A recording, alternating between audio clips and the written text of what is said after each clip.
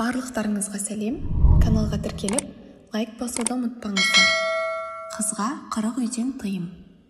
Ерте заманнан ата-бабаларымыз сұлулықтың көркем үлгісін ару қыздың тал бойынан көруді көксеген.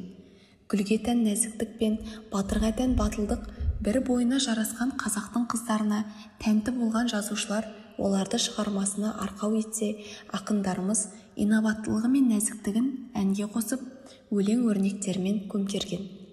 Қыз өріс, ұл қоныс деп білгендіктен қазақ халқы өрісін кеңейтер қыз балаға айрықша көңіл бөлген. Қыз мінезді келсін, ұл өнерлі келсін дей отырып, қызға 40 үйден тыйым жасайды. Қызға 40 үйден тыйым.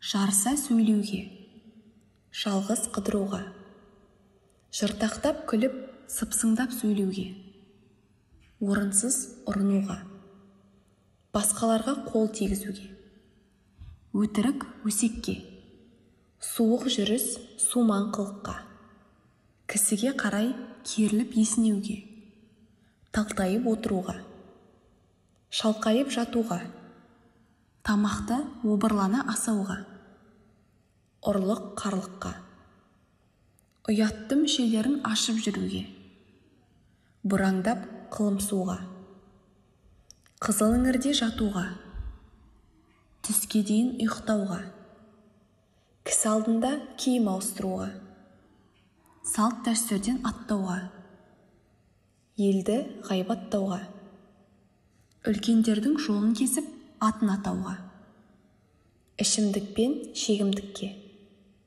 ұрыс керіске, беттен алып бет жыртысуға, қараулыққа, ысырапқа, рақымсыздық пен қатыгездікке, түнде суға жалғыз баруға, өзге жыныстылармен араласып жатуға, күйеуге қашып тиюге, әдепсіз сөзге, тарс-тұрс етуге, адам мен жануарды тебуге, кісіні қорлап жәбірлеуге, тәкаппарлық пен сайқымазақ жасауға, айғай сүренге, шектен тыс сыланып жасануға, қызғаншақтық пен күншілдікке, менмендік пен өзімшілдікке, алдап арбауға, көрсе қызарлыққа, нәпсі құмарлыққа тыйым.